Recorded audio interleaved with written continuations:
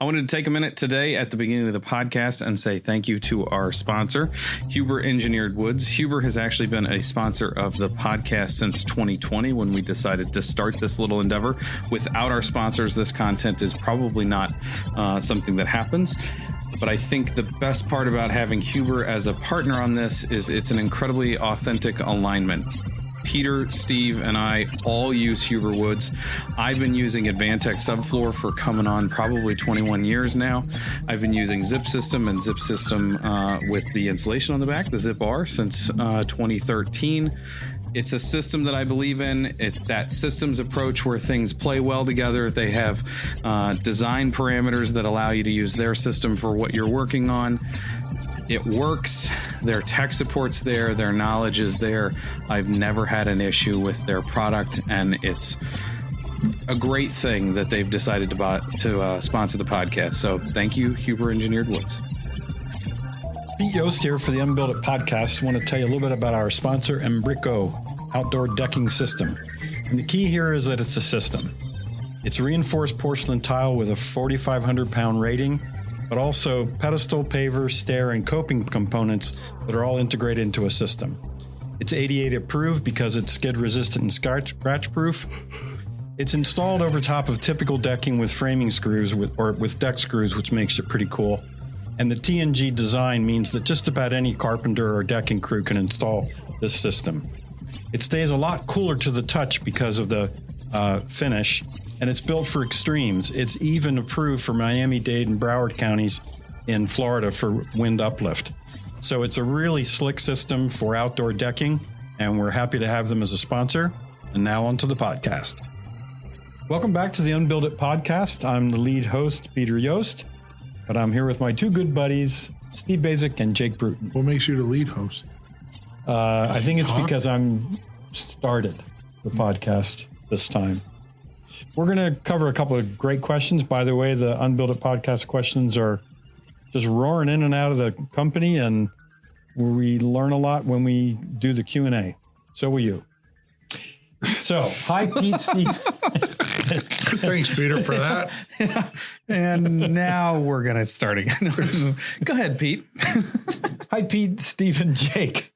We're building a home in Southeast Wisconsin as a retirement project and are enjoying learning all we can about the right way to build. So we're super grateful for you guys. Is that building right or right as in R-I-G-H-T? Gosh, I was on a little roll here. It's right. R-I-G-H-T. Correctly. The right way. They end the first paragraph with thank you. We're planning an unvented low slope monoslope roof. I imagine that means a shed roof. So I know that comes with challenges, but hopefully with the right design and attention to detail, we can make it work well. It will have monopoly framing, make it easier to get super airtight. But there is one section of the house that has 6-foot overhangs on the front over the porch and almost 8-foot overhangs on the back over the patio. So apparently we need 8-inch LVLs on most of the roof to support them being the cantilevered sections of the roof. I'm thinking this could allow for comfort bat insulation in between them, but I'm concerned about the thermal bridging that might happen. My plan on the roofs with shorter overhangs is to use a continuous layer of GPS foam, except for where we need some supports for the overhangs. We're planning R30 comfort bat underneath the sheathing and another R30 on the outside, either with GPS or comfort bat. That way we get close to 51-49% ratio of exterior-interior insulation value that is required for Zone 6, even though they recently changed ours to Zone 5. Global warming? I'll attach a drawing in case that helps. So my question is, should I worry about the thermal bridging of those LVLs? And if so, do you have ideas for a solution? P.S. I even appreciate Steve's jokes. Okay, so I guess the fundamental question is, if you're building a really deep, high R value roof assembly, how concerned should I be with through framing that acts as a thermal bridge from the inside to the outside of that assembly? And if I do think it's a significant issue, how do I deal with that? Well, and his also applies to the overhangs. And to the overhangs. Overhangs. Yes. So monopoly framing that certainly does away with it until he gets to those overhang sections, right? So the monopoly frame of it makes it substantially easier, right? But to get those overhangs, does he have to do outside knee bracing to support them? Because you can't ladder frame an overhang that's that extensive. No. No, but I think he said he's going to LVL. So my assumption is he's bringing them back. So he's got a. That's why it's the question of thermal bridging. Oh, so the if thermal it was bridge just is, a ladder, it wouldn't be thermal bridge. the thermal bridging is not up through the depth of the framing. Horizontally. It's out at the through. No, it's up through the framing. So the cantilever 8 feet. Mm-hmm. Rule of thumb says that LVL has to be 24 feet long. So 16 feet of it has to come back onto the roof.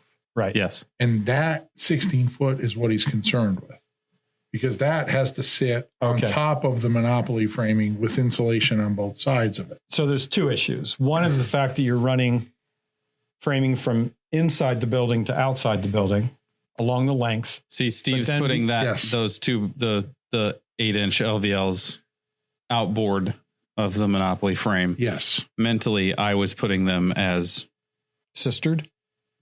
I was too. Well, it wouldn't be really monopoly framing if you it wouldn't interrupted the end. Right.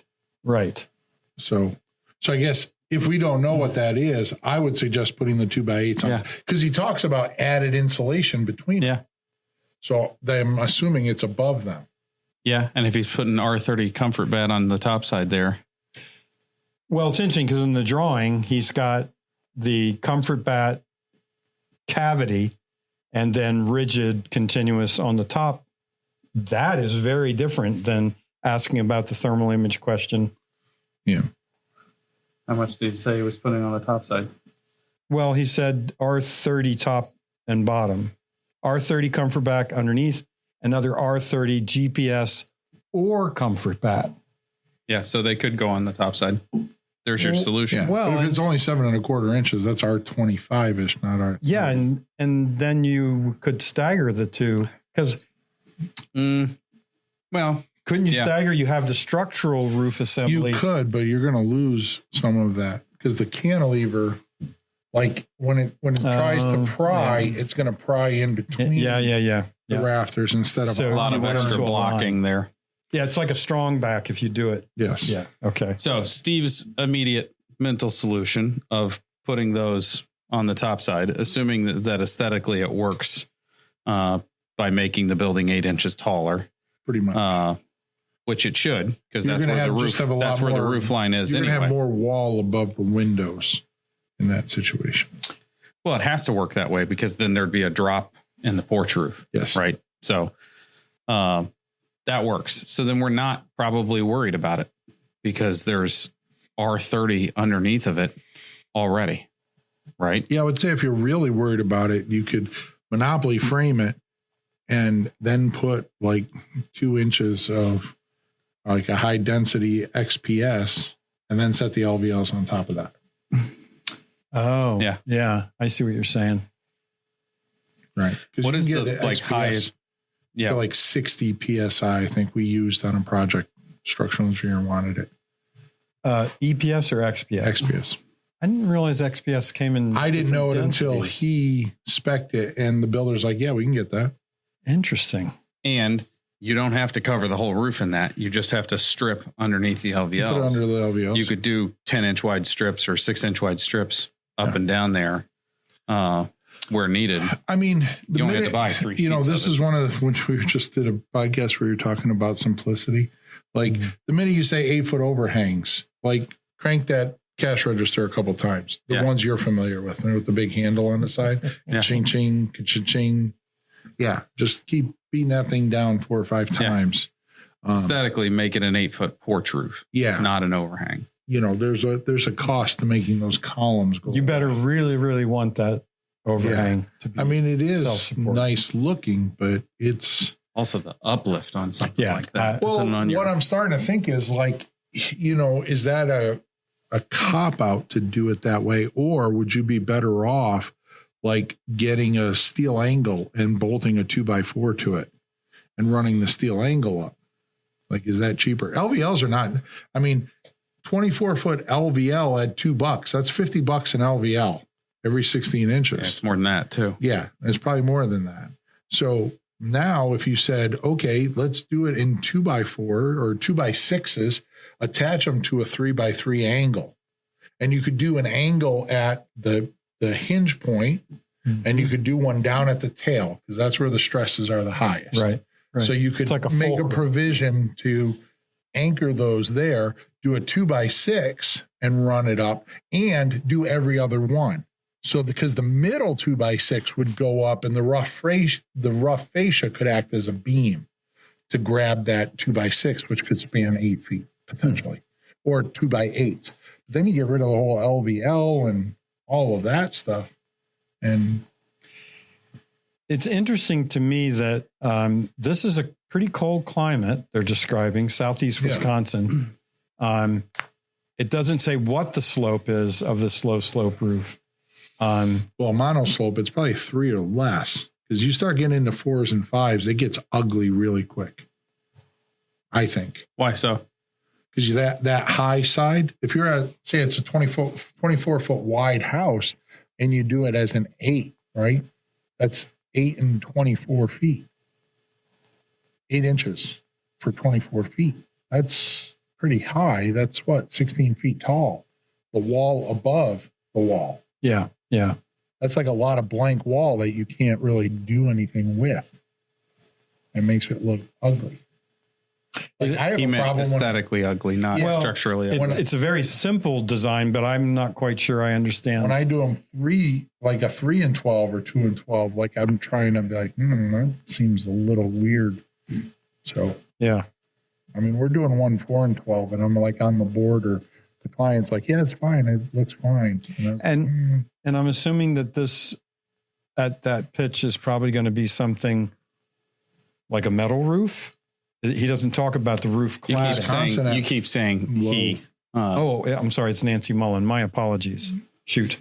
And what I can't tell is whether there's an architect involved with this, or is it some sort of self-design? I mean, if it's a low slope, it's probably a 3 or 4 at best, and that would suggest a metal roof, I think. Yeah, that's what I was thinking. And so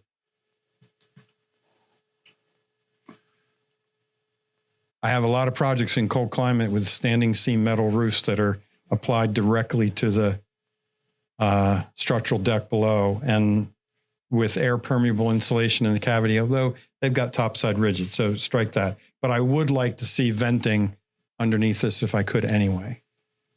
I know it complicates the whole project, but well, it all depends on how big the house is, right? If this is a house that's a 2-bedroom and it's 42 by 20, could be a pretty simple solution, even to vent it, right?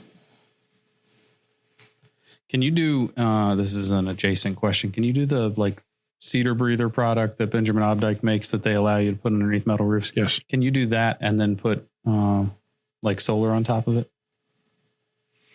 I would think so. I'm asking for a I friend. wouldn't have a problem. We didn't use cedar breather. There's one that's made for metal roofs called entangled mesh, which I don't know I haven't looked into it if it has an actual. So how does that work? The fastener for the seam, just an angle bracket, right? Mm-hmm. And so it's an angle bracket with a hook. Yeah. Right. Because it's the inside part of the seam goes up. This thing goes up and catches it like that. Right. And then comes down and you screw it off here. So in answer to your question, when we've done metal roofs on near the ocean or something, instead of 32 inches, we'll move to 16 inches or even 12 inches on center with the clips and you can get a little deeper screw. There's ways to enhance that solution. So that means that the panels are sort of floating over top of the mesh, right? So if you walked on that panel, it would. No, it doesn't. It's not gibby like that. No, really? Not the entangled mesh is not. Oh, that's interesting. I mean, cedar breather. It must be a lot stiffer. Cedar breather. Well, but the other thing, even if you use cedar breather, I would guess you're probably going to crush it at the screw. Yeah. Right? Yeah, absolutely. Yep. And actually, in some ways, that's going to help because then it's going to pre-camber the metal panel. Mm-hmm. So it'll take oil canning out of the game plan. Yeah. Because when we it's like intentionally. When we put it on and we don't put a mesh, we put a bead of backer rod. I've heard. We just tape it to it. And so that gives like a little, you put in like a 1/2 inch, it gives it a little 3/8 inch crown that you cannot see when you put the panel on. One of the best roofers in Southeast New Hampshire, he says, oh yeah, we always put backer rod. You pre-camber it. Yeah. You got to be careful that there's open cell backer rod and closed cell backer rod. And I bet you the closed cell does a much better job with really high temperatures. Because, that backer rod, you could melt it, I bet. I bet. Get it running out of the bottom. Okay. I think we answered the question. I mean, it's a question that has a bunch of holes in it. Yeah. So we need more. I think we did our best. But yeah. Thank you, Nancy. This is what we're going to describe a double vapor barrier question from Canada, although it's a little bit more complicated than that. They start off by saying, good day. Hey. Good day. Hey. I thought good day was Irish. It's Australian. Down there, because it's the bottom of the world, they call them 4x2s, not 2x4s. It's true. 4x2s. You learned it here on the podcast. Thanks for doing the podcast. I enjoy listening to it. I've got a question about zip sheathing. I'm a framer up in Canada. We are in South Manitoba, so I believe it would be climate zone 7. Where's Manitoba? I'm like, I know where Quebec, Montreal, straight and Toronto north is. From here. Is it? Yeah. Well, pretty far west. So it's a province. Yeah. West of Saskatchewan, or is Saskatchewan west? No. It's west of South Dakota almost, right? Well, so you got British Columbia. It's west. And then either Saskatchewan or Manitoba. Yeah. And then Winnipeg. Isn't that embarrassing? And then it's Winnipeg, I believe, right? Winnipeg's not a province, right? Winnipeg is a city. Is it a city? I don't know. Like, we better start this whole podcast. Yeah, my understanding our apologies to Canada because we don't understand geography. We currently have been sheeting our walls with plywood and 1-inch styrofoam and house wrap, and then we insulate with bats on the inside and put a vapor barrier on the inside of the wall. Now, this is pretty standard Canadian construction. Would you run into any problems using the zip system sheeting on the outside and still doing a vapor barrier on the inside? I'm just curious because they say that zip is an air barrier as well. Would there be a problem with having air barrier on both sides of your walls? I don't know if it makes a difference, but we normally do vented attics. Thank you, Ryan. P.S. Tell Steve he needs to find better jokes. Yes. Woohoo!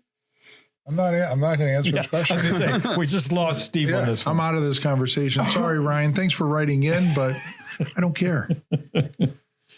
Okay, who wants to start? I mean, there's some confusion in the question, right? Yeah. There's some confusion between air barrier versus vapor barrier versus what's performing what, right? Yes. They are different things. They could be the same thing. They could serve the purpose of both things, but he's mentioning air barrier and vapor barrier, and it sounds almost like Ryan's using them interchangeably. Yeah. Which makes the question a little difficult. No offense, Ryan. So to start with, if you are using air permeable cavity insulation, you should be, if you're using 6 mil poly as your interior vapor retarder, you should be detailing it also as an interior air barrier. Because if you don't, you're going to run into a lot of trouble. And interestingly, and Joe Seabrook has mentioned this a bunch of times, south of the Canadian border, we don't seem to have the skill set to truly make 6 mil poly airtight. But Joe has reassured me on a number of times that Canadians know how to detail 6 mil poly to be a decent interior vapor retarder. So that's one thing here. He doesn't say that. I'm sorry, what did I say? Yeah. Oh, that was a Freudian slip or something. Ryan should feel good that Peter. Yeah, I got the two mixed up. Sorry about that. Now you're confusing me. Yeah, you got to do your interior vapor retarder out of 6 mil poly as also an interior air barrier.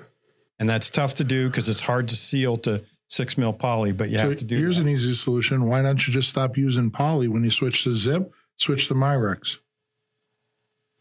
You heard it here first, Ryan. Steve said he wasn't going to answer your question, and we sucked him right back in. And he did answer the question. Why would we move to Myrex, Steve? Smart vapor retarder allows moisture movement. So I know the initial resistance is going to be, I've been using 6 mil poly for an awful long time. Well, you've been using it's a lot foam cheaper. and plywood on the outside, right? Yeah, true. How cheap is it to rebuild that wall when it rots out? He doesn't say, he just says we currently have been sheeting our walls with plywood and 1-inch styrofoam and then house wrap and then insulate the inside. So that implies he's been doing it that way for quite a while. Well, one of the questions I would have is, he says styrofoam. Does he mean styrofoam? I think he means EPS, expanded. I don't know about that because expanded polystyrene or expanded. Yeah. I don't know about that because most of the Canadian stuff I see, they use an awful lot of extruded polystyrene up there.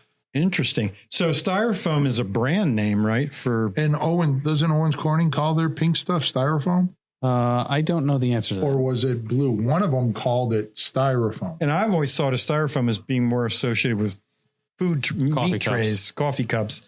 And so that's a real low density expanded polystyrene. Yeah. But in the world of rigid insulation, I've come to learn a lot of people don't understand the differentiations between insulation types and or manufacturers' labels. So let's start with this, which is if you only have 1 inch of styrofoam, and that's either, let's just say it's R5. So it's XPS. I'm saying I'm picking a number in between the two. EPS is around 4 But what I'm inch. getting at is I don't care what the R value is. I care what the permeability is. Well, no, I'm going to make the case that if you only have that much of your R value in climate zone 7 on the outside of the sheathing and you have air permeable insulation in the cavity, the only way you can do that is to keep a class 1 vapor retarder as part of the assembly, right? Because you've got to have a hell of a lot more R value on the outside to free you up from using a very, very low permeability vapor retarder on the inside. And of course, you have to detail that to be an air barrier because if you're worried about vapor getting into your sheathing by diffusion, that's a small worry compared to it being an air leak. So the question is, if I have 6 mil poly on the inside and I go to zip sheathing on the outside, one of my questions would be, you've switched from plywood to OSB. And some people think that the jump from plywood to OSB is significantly different from plywood to zip, when in fact, the impact of that polymeric facing to vapor permeability is really tiny. Really, no. It's the change from plywood to OSB that really gives you the bigger drop. But I guess what I was getting at is if he builds the wall with plywood and styrofoam with poly and his houses, and he knows for a fact they're extremely successful, then he's doing something right. So switching to R6 is probably not, like, his execution surpasses material selection. So chances are doing that is going to be fine, even though the building science of it might suggest that it's not quite all right. Well, wait a minute. I'm going back and reading this. He never mentions zip R. He does just say zip. He just does say zip. With the styrofoam. So all you're doing is really swapping out OSB for plywood. Correct. But if it's me and I'm him, like, why swap to zip and not zip R at that point? Like, why make a second trip around the building if you're... Yep. Well, it's just climate zone 7. Well, he's only using 1 inch of foam, though. So if you're going to continue to only use 1 inch of foam, then why not just go to the zip R6? Yeah. Like, in my mind, if he's not upgrading anything and he's going to stick with... So let's go back to his question of, do I have a double vapor barrier? which is he's got almost no drying capability, if at all, to the interior. And he has gone from a vapor permeability of plywood, which is somewhere in the 5 perm range for plywood. And he's definitely moving down to like 2 for OSB. So the question is, he has a class 1 vapor retarder on the inside of his assembly and a class 2 on the outside. In my book, I wouldn't do that. You now have introduced a significantly less vapor permeable. But this is what I'm saying, playing devil's advocate. If he's already building this well and he doesn't have a problem, he's doing something right. Yes. Right. So he's that class 1 vapor barrier. Like, I've always believed that the Canadians, they're putting in what they think is a vapor barrier, but they're actually putting in a pretty darn good air barrier. Right. Yep. And so that's their saving grace on the gals that do it well. So I think one of the key points of this is, and you've said this many times, Steve, we really should be a lot less worried about vapor than we should air. Yes. And so if you're detailing this as an air control layer, good for you. And that drops the importance of whether it's a class 1 or 2 vapor retarder. Well, there's an argument that if I switch the zip, I might be able to elevate my air tightness in that wall assembly too. Have a continuous one on both the inside and the outside. Right. So I think the answer to the question is, we think you're confusing vapor control or the location of the vapor retarder with air barrier. While they can be combined functions, they are not by definition combined or the same at all. And we worry a lot more about the quality of your air control layer than we do just what type and how good your vapor control layer is. I don't know if I'd call switching from plywood to OSB a true like double vapor barrier. I mean, you've still got a class 2 vapor retarder on the outside, but it wouldn't make me comfortable. I mean, it's moving in the wrong direction. Yeah. But yeah. I'm not sure that because the first assembly was, if it is in fact very successful, I don't know how much of a detriment that going to OSB would actually be.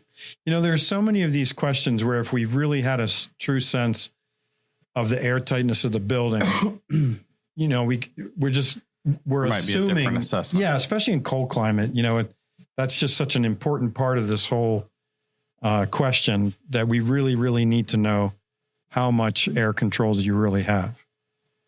So that's part of the answer. What else you got? I'm about done with him.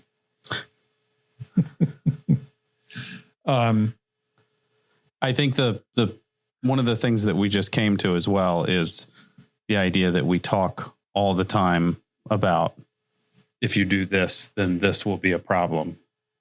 And what we really need to be saying is, if you do this, you've elevated your risk.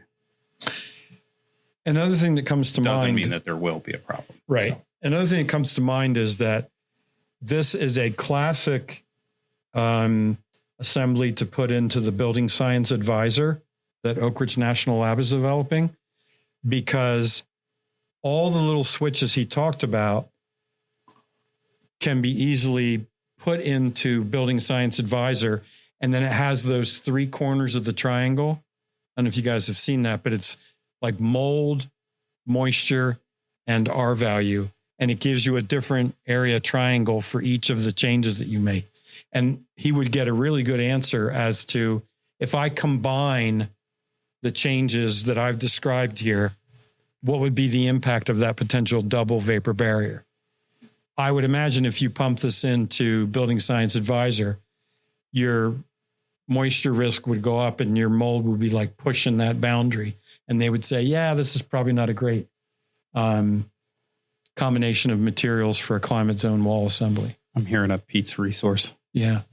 They're, you know, Definitely needs a resource. each time I go to look at the tool, they're changing it. They are definitely on the move.